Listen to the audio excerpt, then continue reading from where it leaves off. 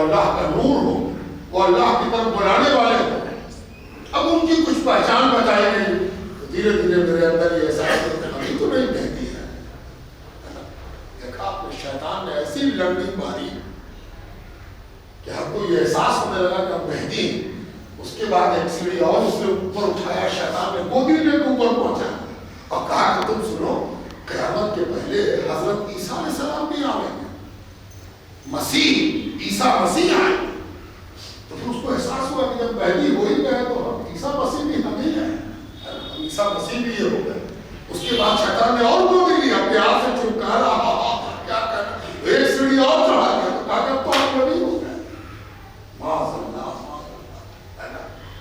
اس دین کی معراج یہ ہے کہ اپنے کو معمولی ترین بندہ سمجھ کے زندگی گزر جائے اور قبر تک بندگی پہنچ جائے. یہی بہت بڑی بات. ایک کلیہ، ایک اصول بزرگوں نے دیا ہے، ہو سکے تو یاد رکھا کیجیے. چھوٹی چھوٹی باتیں بہت بڑی ہوتی. فرمایا الاستقامت فوق الکرامہ، استقامت کرامت کے اوپر ہے، کرامت سے بلند ہے. کرامت تو آپ سمجھتے ہیں، کرامت کا مطلب ہوتا ہے چمتکار. ایسا چمتکار جس کو دیکھ کے لوگ اچنبھا رہ جائیں ایسا کیسے ہوا، اسی کو ہم کرامت کہتے ہیں.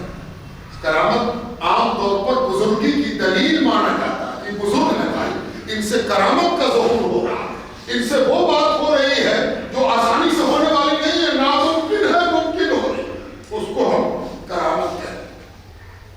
لیکن اللہ کے ولی کیا کہتے ہیں کہ تم کرامت کو جتنا بھی بلند سمجھو، جتنا اونچا سمجھو، جتنا مرتبہ سمجھو کرامت کا، یاد رکھو کرامت سے بھی اوپر ایک مرتبہ ہے اور اس مرتبے کی شان استقامت ہے. استقامت کی کیا چیز ہے؟ استقامت. الاستقامت فوق الکرامہ، کرامت سے بھی بلند ہے استقامت. استقامت کہتے ہیں ٹھہراؤ. اب ٹھہراؤ کیا ہے؟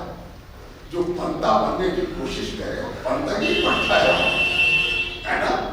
ہم تو معمولی ہیں، اس معمولی پن کا احساس اگر لگاتار رہا تو تم بڑے کرامت والے ہو. ورنہ یہ کیا کرامت ہوئی کہ 4 دن کی عبادت کیا اور 5ویں دن ولی ہو گئے اور 6 دن مہدی ہو گئے اور 7ویں دن مسیح موعود ہو گئے اور اس کے بعد تو نبوت کا دروازہ کھول ہی دیا شیطان. پتہ ہی نہیں چلتا.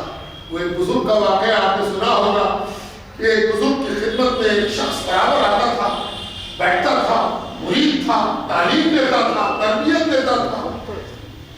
کچھ دنوں کے بعد بلاتا تھا تو شیخ نے ایک روز اپنے مریدوں سے کہا ارے بھائی وہ آدمی نہیں آ، وہ کہاں چلا گیا؟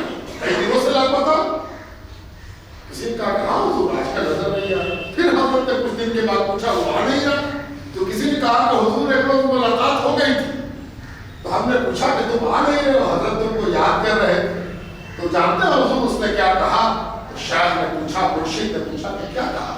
اس نے کہا کہ حضور ہم تو اب روز جنت میں جا رہے ہیں، ہمیں اپنی کیا جا کے کیا ہو؟ ہم تو جنت کی سیر کرتے ہیں، جنت کو ملاحظہ کرتے ہیں، جنت میں سیر کرتے ہیں، گھومتے ہیں.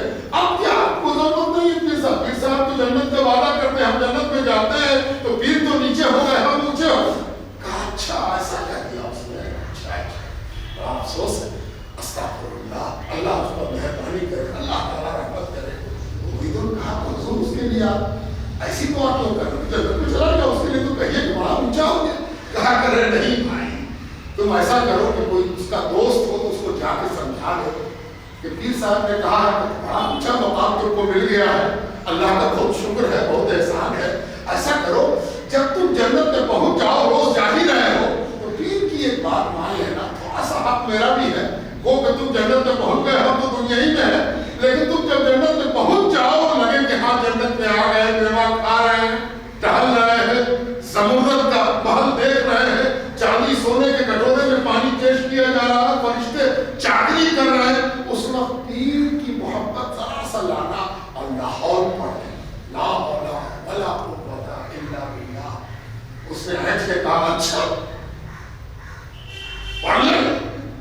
پیر کی توجہ بھی ہوئی، رات ہوئی اور پھر جنت کی سیر شروع ہوئی. جنت میں گئے، اب جنت میں گھوم رہے تھے پیر صاحب نے اللہ سے کہا ہے اللہ کا معمولی بندہ ہے، بھٹک گیا ہے، شیطان نے بڑی لڑی ماری ہے، شیطان نے اس کو کہاں سے کہاں پہنچا دیا، پروردگارا رحم کر دے، میرا دامن پکڑا ہے، میرا بھی کچھ حق ہے، پروردگار معاف کر دے، اس کو قبول کر لے۔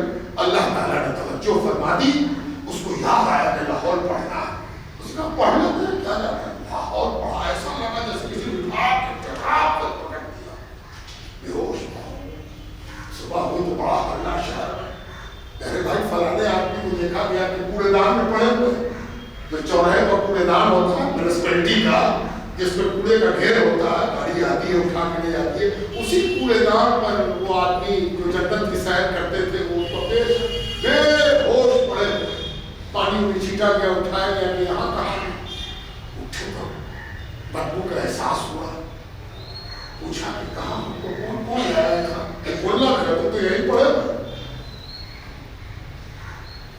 ٹھیک سے ہوش آیا تب ان کو احساس ہوا کہ او جنت ملمہ سازی تھی، بالکل اسی طرح جیسے کوئی گلی پھینک کے کہے کہ سونے کی گلی ہے اور تم سے پیسہ وصول کر دے اور تم اس کو سونا سمجھ کے خرید لو، بالکل اسی طرح شیطان نے تمہارے آگے کوڑے دان کو جنت بنا کے پھینک دیا اور تم سمجھ رہے ہو کہ اب جنت گھوم رہے ہیں۔